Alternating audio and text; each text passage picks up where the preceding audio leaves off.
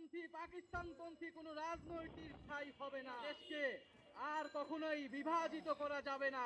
জুলাই গণ অভ্যুত্থানে ছাত্র জনতার মধ্য থেকে স্লোগান উঠেছিল, তুমি কে আমি কে, বিকল্প বিকল্প।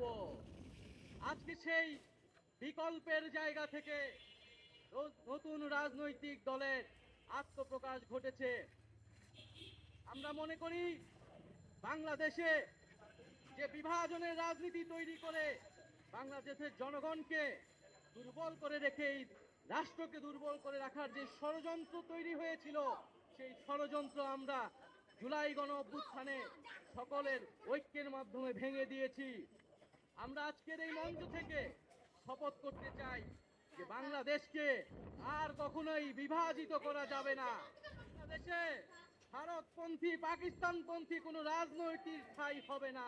আমরা বাংলাদেশকে সামনে রেখে, বাংলাদেশের জনগণের স্বার্থকে সামনে রেখে সকলে ঐক্যবদ্ধভাবে রাজনীতি এবং রাষ্ট্র বিনির্মাণ করব। জুলাই 2024 ছাত্র জনতার গণঅভ্যুত্থানের প্রেক্ষাপটে বৈষম্য বিরোধী ছাত্র আন্দোলনের নেতৃত্বে এবং জাতীয় নাগরিক কমিটির উদ্যোগে আমরা বাংলাদেশের ছাত্র জনতা এই মর্মে ঘোষণা করছি যে আমরা হাজার বছরের ঐতিহাসিক পরিক্রমায় বঙ্গীয় বদ্বীপের জনগোষ্ঠী হিসেবে এক সমৃদ্ধ স্বকীয় সংস্কৃতি নিয়ে দাঁড়িয়ে আছি। প্রায় 200 বছরের ব্রিটিশ ঔপনিবেশিক শাসনের বিরুদ্ধে দীর্ঘ লড়াইয়ের পর 1947 সালে পাকিস্তান রাষ্ট্রের পতন ঘটে। তবে শোষণ ও বৈষম্য থেকে এই দেশের গণমানুষের মুক্তি মেলেনি তখনও।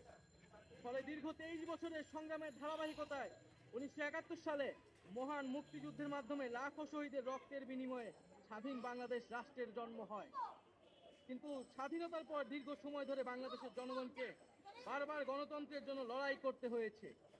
1990 সালে ছাত্র জনতার বুকের তাজা রক্ত দিয়ে সামরিক স্বৈরাচারকে হটিয়েছে। তথাপি স্বাধীনতার 5 দশক পেরিয়েও আমরা গণতন্ত্র, সাম্য, মানবিক মর্যাদা ও সামাজিক ন্যায় বিচার নিশ্চিত করে এমন একটি রাজনৈতিক বন্দোবস্ত তৈরি করতে পারিনি।